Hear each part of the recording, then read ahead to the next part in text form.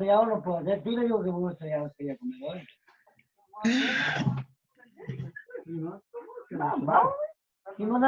¿Cómo han estado? ¿Bien? Bien, profesor. ¿Todo bien? Bien, bien, gracias. ¿Y usted qué tal? Aquí también bien, gracias a Dios. Aquí esperando. ¡Licenciado! ¡Licenciado! Ay, amigo. Dios es milagro. Hola Kelly, hola Kelly, ¿cómo está? Ahorita lo sé. Muchas gracias. ¿Y usted, Lee, cómo está? Bien, gracias a Dios. Qué alegre, ya estamos aquí, pues. Ya estamos aquí. Ya más. Va. Entonces, nos tocaba el tercer viaje. Sí. Así es. Ok. Ese era el primero. Diapositiva 123, Betsy. 123 dijo. Muy bien. Gracias, Alina, mamá. Que le recordáramos que ahí nos habíamos quedado. Ok. 123. Aquí estamos en la 123, el Evangelio en Atenas.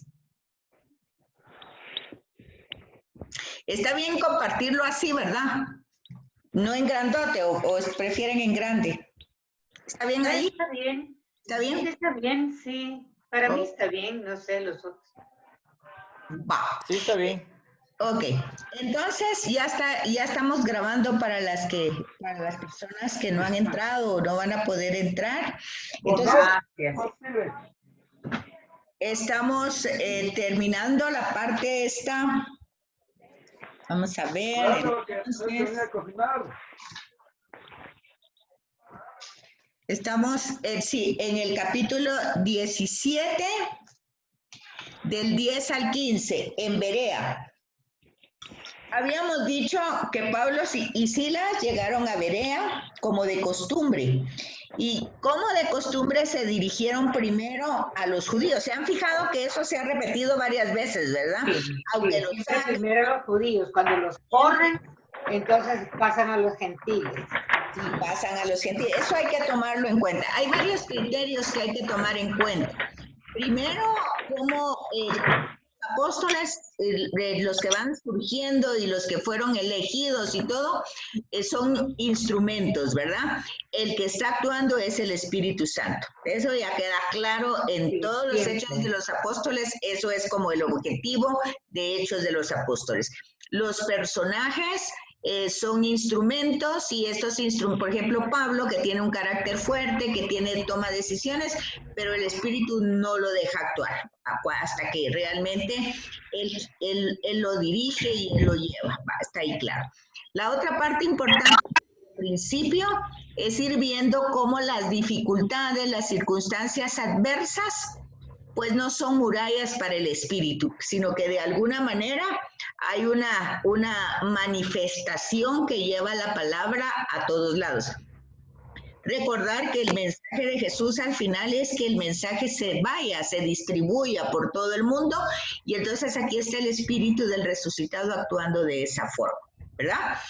Pero ellos siguen con la constante, que a lugares que llegan, lo primero es dirigirse a los judíos.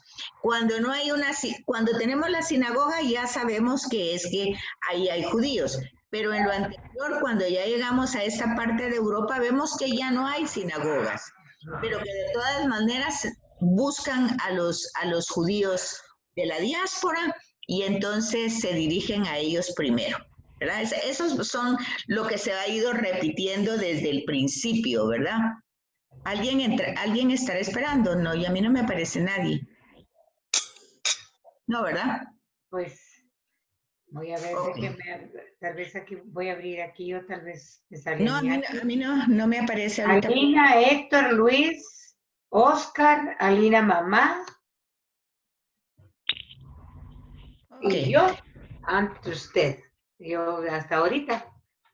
Sí, no, es que ahorita parecía que alguien estaba en sala, pero no.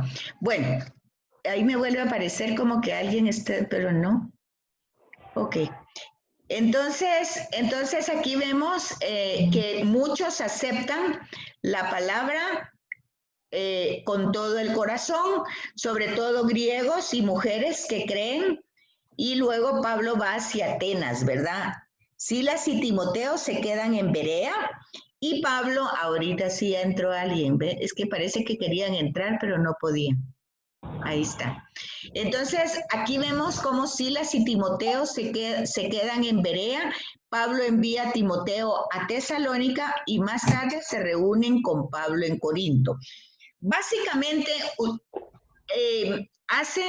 esta clase, ya saben ustedes que la doy en otros lugares, y entonces preguntaban, ¿verdad? ¿Cuál es el objeto de toda este desarrollo? Pues lo que les dije anteriormente, no es tanto un cronograma, ni es tampoco una historia como totalmente narrando procesos o casos o directamente los eventos tal cual pasaron. Es básicamente el cumplimiento. Si Jesús ha sido el cumplimiento del Antiguo Testamento, la acción del Espíritu Santo llega a cumplir plenamente. Jesús ha dejado como consigna a las comunidades llevar su mensaje, el evangelio, a todo el mundo. Básicamente es eso, Hechos de los Apóstoles, ¿verdad? Y ver cómo la conversión de las personas no es tanto la capacidad que tiene Pablo, o Silas, o Timoteo, o Juan Marcos, cada uno de ellos, o el mismo Lucas, sino básicamente uno tiene ya, entrando en el tema, uno se da cuenta de que es el Espíritu Santo que está actuando. Entonces, ¿qué tienen estas personas como de beneficio? El permitirle actuar al Espíritu, el dejarlo, ¿verdad? Otra cosa que ustedes van a ir viendo es cómo ese Espíritu también está trabajando en estas personas, porque ya cuando vemos las cartas de Pablo, vamos a ir viendo cómo su personalidad va evolucionando, ¿verdad? Entonces, bueno, entonces más tarde dice, se reúnen con Pablo en Corinto.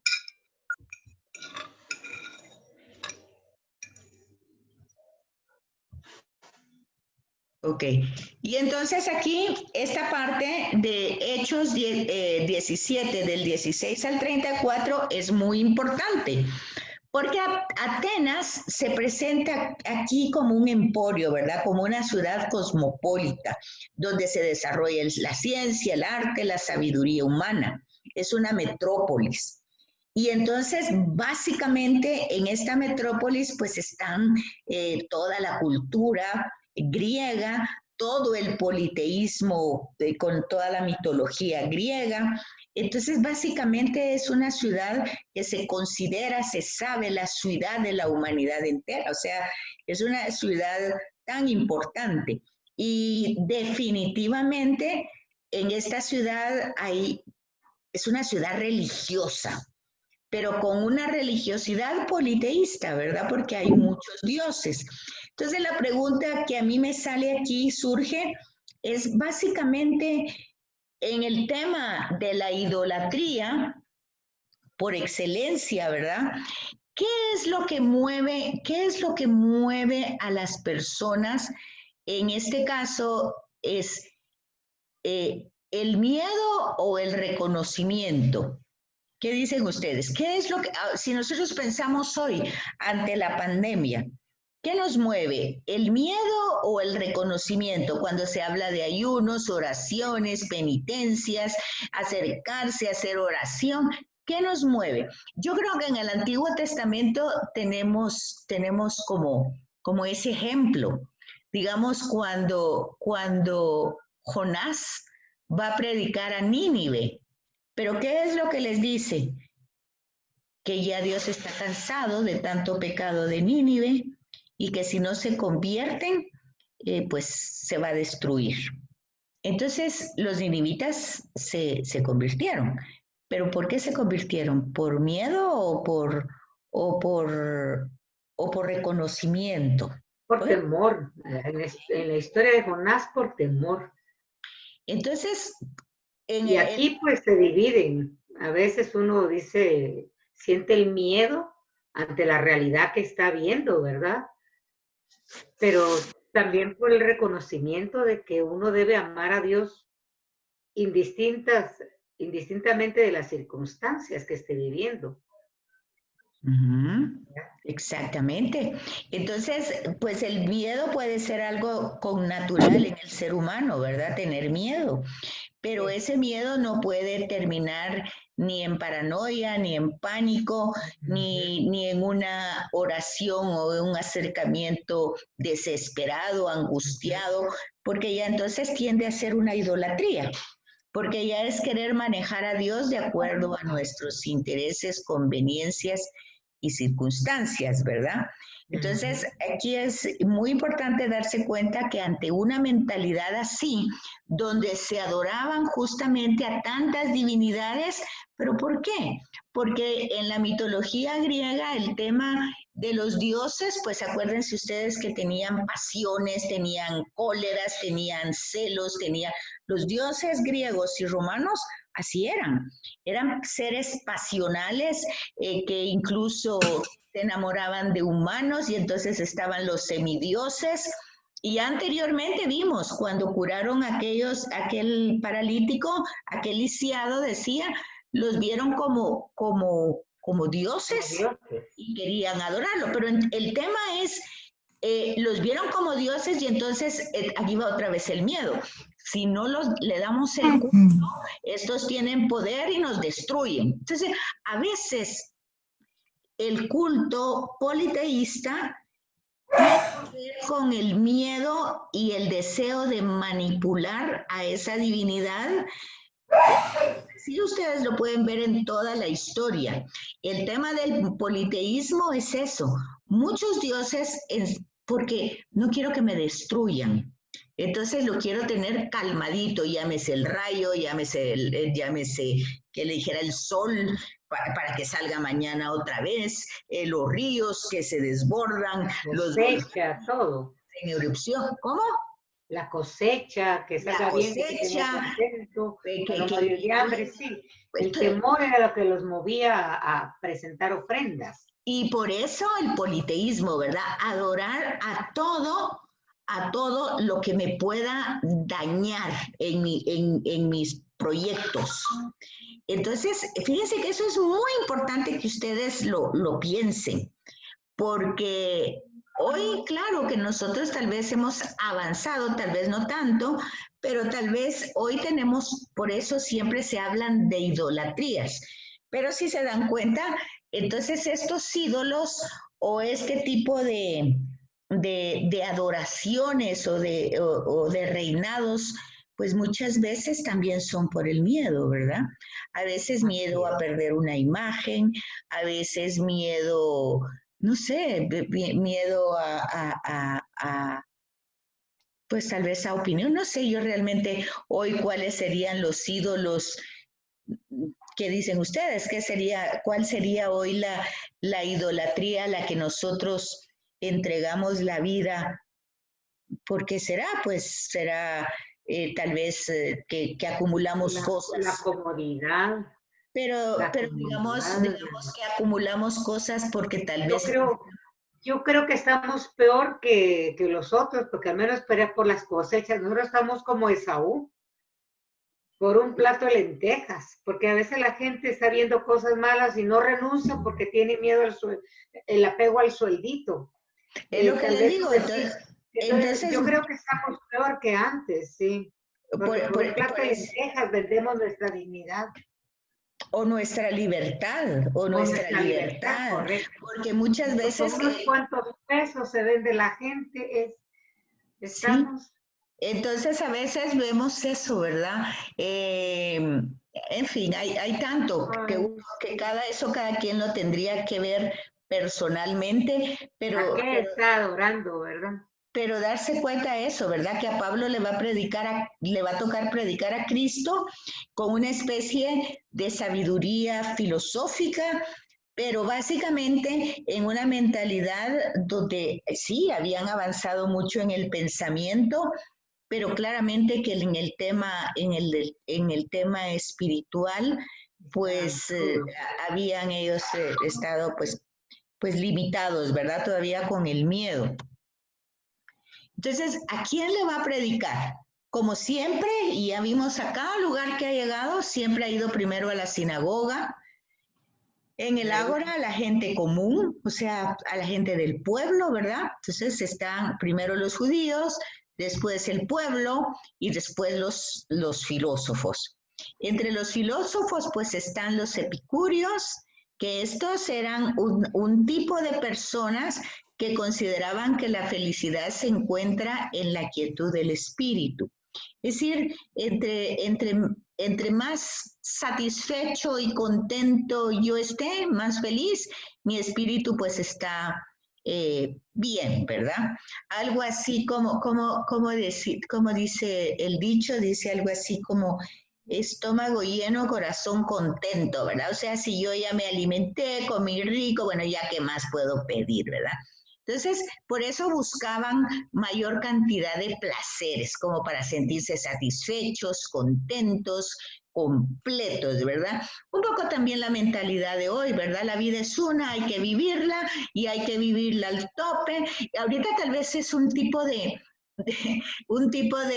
incoherencia, ¿verdad? O de algo que no lo podemos tal vez, es algo incomprensible, porque veía ahorita en un anuncio que decía, bueno, si este es el fin del mundo, pues aprovechemos, decía por un lado, pero y aprovechar que así todos estamos encerrados. Entonces, como que es la incomprensión de que si estamos en el fin del mundo, pues no estamos aprovechando vivir al máximo como tendríamos que vivir según esta mentalidad epicúrea.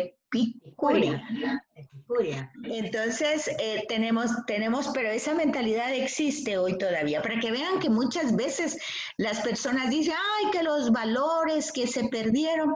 Es que esas mentalidades vienen desde la antigüedad. La verdad, no hemos sido muy originales en relación a ideas nuevas, ¿verdad? Algunas cosas en tecnología y todo puede ser que hemos avanzado bastante, pero en relación a realidades o a la esencia del hombre. Sí, no, eso no se ha variado mucho, ¿verdad? Y darnos cuenta también que una característica es que la humanidad ha luchado siempre por sobrevivir.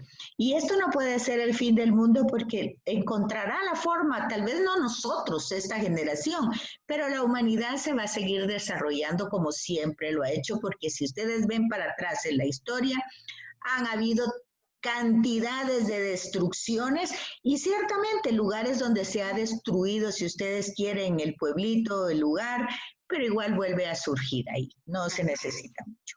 Entonces, eso como esperanzador que así funciona la humanidad, ¿verdad? Y si ya estamos, y de hecho, fíjense que una de los temas es, si ya estamos buscando vida en otro lugar que en Marte, que en todo eso, significa que sabemos eso, que somos migrantes, la humanidad es migrante y siempre está en búsqueda de cómo va a desarrollar su historia más adelante. Eso está en los genes, eso está en la humanidad y en la sobrevivencia. Bueno, esos eran los epicúreos. Luego están los estoicos, que estos tenían como la mentalidad del cuerpo malo, o sea, ahí están todas las pasiones, ahí está todo lo malo, es como una cárcel del alma, y el alma pues era lo bueno, ¿verdad? Eso se llama dualismo. Entonces el ideal era liberarse de esas pasiones y hacerse insensible a todas las cosas, un poco como lo que enseña el budismo, que no es una religión, pero tiene como esta idea. Que es antigua también, no es nada nuevo. Imagínense, si aquí estamos hablando de Grecia, en la parte de Europa, pues en la parte de Asia es más. Y donde está India, China, todo eso, pues ya van más avanzados. Son ciudades o poblaciones mucho más milenarias. Entonces, ver eso, que incluso Grecia, acuérdense ustedes, que toda la revuelta macabea es justamente el imperio griego que está apoderándose de Palestina, ¿verdad? Entonces aquí vemos que llegar a esta ciudad que es más antigua que la propia Palestina y que incluso se apoderó de Palestina en un tiempo antes, unos 200 años antes de Jesús, pues entonces es un paso, ahí sí que como el de la luna, es un paso pequeño para Pablo, pero grande para el Evangelio, porque va a una ciudad mucho, mucho mayor, ¿verdad?, que la propia Palestina y que las comunidades que se habían formado en Asia. Y entonces vean ustedes que ahí en el Areópago dice, bueno, estaba esta parte de aquí, el Areópago, como en esa colina, ¿verdad? Y era una colina como muy importante, ahí no se miran, pero hay personitas que se miran muy chiquititas, ahí están. Entonces, es un lugar central, estaba situado al sur del Ágora y al oeste de la Acrópolis de Atenas. Si dan esta ubicación es porque son importantes en ese tiempo. Y en tiempo de Pablo, dice, el Consejo Supremo se reunía bajo el pórtico real, y ahí más o menos está como la presentación, ¿verdad? Pablo es llevado ante el consejo y es sometido a un interrogatorio. Bueno, dice que a los ojos de Pablo, Atenas se presenta como el emporio de la ciencia, el arte y sobre todo la sabiduría humana. Él vio en todo su esplendor el Partenón con la estatua de Palias Atenea, cincelada por Fidias, y el Erectión, el templo de Nike, los Propileos, el teatro donde nacieron las tragedias de Sófocles, Esquilo y Eurípides. O sea, toda una literatura, toda una riqueza literaria, de arte dramático, de escenas, en fin. El apóstol debió sentir satisfacción espiritual al proclamar el mensaje de Jesús en el centro intelectual del mundo y en la ciudad del humanismo. Esta polis, o sea, esta ciudad que se creía la luz de la humanidad entera, recibía finalmente la verdadera luz de Cristo. La actividad misionera de Pablo alcanza aquí una de las cumbres. El testigo de Cristo se encuentra con el paganismo en su mismo hogar y acepta luchar con las mismas armas. O sea, ¿cuáles eran esas armas? La sabiduría de los filósofos. La ciudad de los filósofos se presentaba también a la mirada de Pablo como la ciudad idólatra por excelencia. La alusión a los ídolos marca desde el principio la orientación del discurso que Pablo va a pronunciar. Lucas ofrece aún un cuadro sintético de las personas a quienes Pablo se dirigió, que fue las que vimos anteriormente, ¿verdad? Y luego entonces ya va a ser el discurso en el Areópago de los versículos 22 al 31. Y el Areópago designa no tanto la colina situada al sur del Ágora, cuanto el Consejo Supremo. O sea, está hablando de que va a ir como quien dice al Sanedrín, o sea, poniéndolo como en sintonía con Jerusalén, ¿verdad? Pero ya ustedes se dan cuenta, pues el Sanedrín de Jerusalén no es ni la cuarta parte ni nada de lo que es este Consejo Supremo de Atenas, ¿verdad? Que se reunía sobre esa colina, pero que en tiempos de Pablo tenía sus sesiones bajo el pórtico real a orillas del Ágora, precisamente donde Sócrates había sido juzgado. O sea, como les digo, es una ciudad milenaria, mucho más antigua que Palestina, y ha sido imperio por mucho tiempo, hasta que fue conquistada por Roma. Pero siempre estudiamos pues que Roma los había conquistado territorialmente, pero intelectualmente ellos habían avanzado en Roma, ¿verdad? Pero ahí, estando ahí, Pablo fue acusado y llevado a la fuerza ante esa comisión del Consejo de Areópago, la Comisión de Educación, encargada de vigilar la instrucción, los movimientos intelectuales y las doctrinas novedosas. Que estaba bajo observancia, cuáles eran las ideas que se presentaban, ¿verdad? Unos autores creen que el discurso en el Areópago presenta nociones de filosofía estoica extraña al mensaje cristiano primitivo y al mensaje paulino en particular.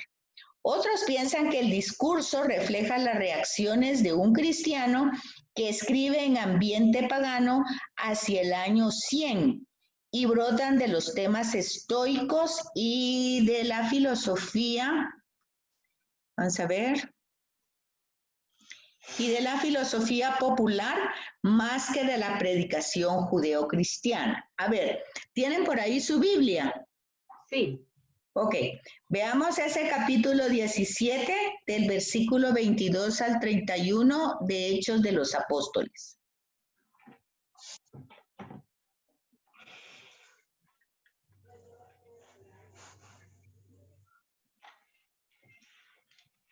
Entonces vemos que hay distintas opiniones. Sí, Kelly. 17:22. 17:22 al 31. ¿Se lo leo o no? Sí, por favor. En el Areópago, Pablo se puso en pie en medio del Areópago y habló así. Atenienses, veo que son hombres sumamente religiosos. Cuando estaba paseando y observando sus lugares de culto, encontré un altar con esta inscripción: al Dios desconocido. Ahora bien, yo vengo a anunciarles al que adoran sin conocer.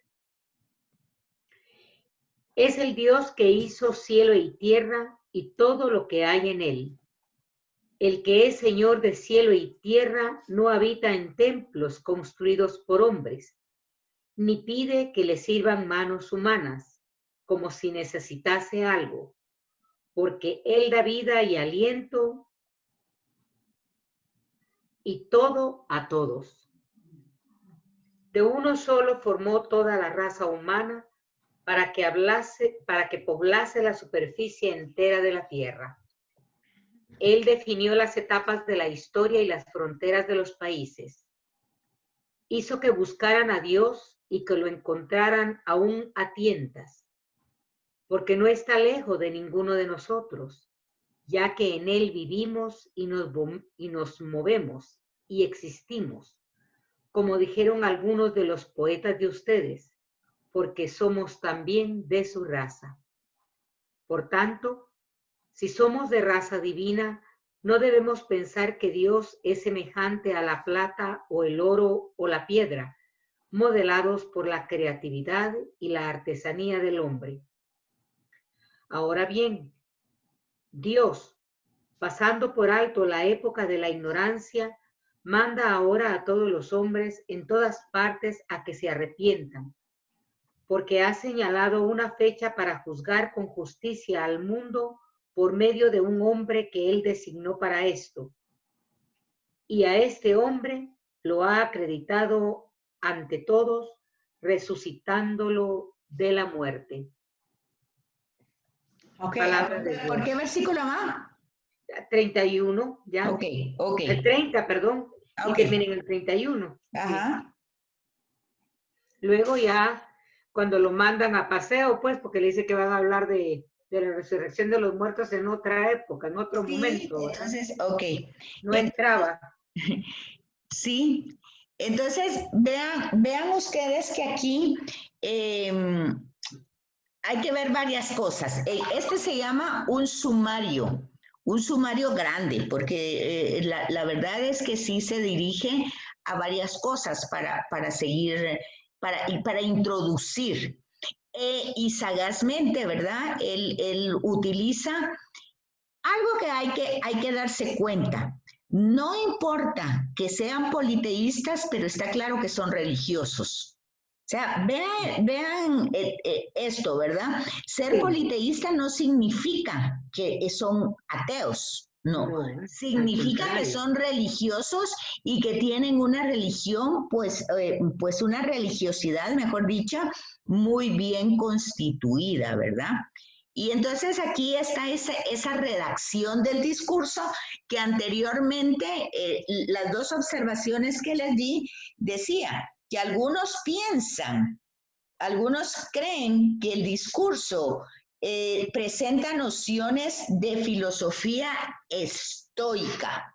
Ya dijimos quiénes eran los estoicos, aquellos que se esforzaban y un poquito querían separar el cuerpo del alma, cosa que no pertenece a la literatura judía. Algunos piensan eso, otros piensan que refleja las reacciones de un cristiano que escribe en ambiente pagano en el año 100. O sea que de alguna manera ya con algunas ideas que ya se han introducido en el cristianismo, ¿verdad? Entonces aquí vemos Lucas, pues es griego y Pablo, pues es judío, pero de la diáspora, o sea, helenista. También tiene ascendencia griega, ¿verdad? Por sus papás, no sé, o por haber nacido ahí, ¿verdad? Posiblemente sus papás eran judíos. Pero los dos se movían en el mundo griego con mucha facilidad, ¿verdad? Entonces Pablo, aquí al hacer su proclamación, fíjense ustedes que es muy astuto, muy sagaz, cuando él parte de ese Dios desconocido, porque como ya decíamos, ¿verdad?, que no es que ellos no fueran personas religiosas, sino que eran politeístas, eran muy religiosas. Pero la diferencia va a ser cómo les va a probar. No se trata de probar la existencia de Dios, puesto que ellos creían en muchos dioses, ¿verdad? Sino que cómo él va a introducir el tema de un solo Dios. Miren ustedes qué problema, porque ese solo Dios sí está presentando a Jesús y va a decir, y este muerto en una cruz. Entonces, por eso es que dicen, no, bueno, mira, esto platiquemos otro día, ¿verdad? Porque ya nos vas a decir estas cosas que se murió y que luego resucitó, pero básicamente lo que él quiere, el verdadero problema es conocer. Y ese es el verdadero problema que también tenemos hoy. Porque esto, si ustedes lo ven ahí, no es tanto de la antigüedad, es algo muy actual. A un Dios único, viviente, sobre todo en la palabra todopoderoso. Bueno, yo creo que tal vez en todas las palabras, pero en el todopoderoso, porque la gente piensa, es que, por ejemplo, me da, a veces, solo vean esto. Pero bueno, tenemos 3 minutos. Ya sabe que si se corta, vuelven a entrar. Una alumna, o yo creo que les comenté eso hace 8 días o no sé la verdad, pero una alumna me comentaba de que ahí por la zona 14 salió a caminar ella un día o iba para su casa, algo así. Y entonces una señora ya mayor, caminando, ¿verdad? Sin ningún tipo de protección por esta pandemia y nada, ella muy bien tranquila ahí en la calle. Entonces viene esta alumna y le dice, señora, por favor, cuídese, póngase algo, no ande así, se puede contagiar. Y la señora le contestó, no, yo soy evangélica y creo en el poder de Dios. Fíjese, ese tipo de ideas a veces están muy metidos en el sentido del poder. Pero cuando nosotros vemos la predicación de Pablo, que presenta su predicación con Jesús muerto, fíjense, muerto. ¿Por qué murió? Porque asumió todo el pecado del mundo y al asumirlo lo encarnó y lo perdonó. Entonces el poder más grande y el amor más grande es el perdón. No que vaya contra la naturaleza, cambiando las circunstancias y haciendo las cosas. Ese es un tema que muy difícil las personas lo comprenden, porque en este sentido del Todopoderoso hay un sentido de responsabilidad en las personas. Pues básicamente el hecho es plantearme o decirme pues que Dios me perdona todo cuanto yo he hecho en mi vida y yo quedo nítidamente como un recién nacido si de corazón me arrepiento. y si de esa misma manera me confieso. Fíjense, eso es el poder máximo de Dios representado en Jesús, porque por eso lo resucita, eso nosotros no lo creemos. Y no lo creemos porque cuando realmente a nosotros mismos nos cuesta mucho perdonarnos a nosotros mismos. No digamos perdonar a los demás. Ese es un tema que ahí se podrían escribir libros. Lo único que también el monoteísmo es otro tema similar.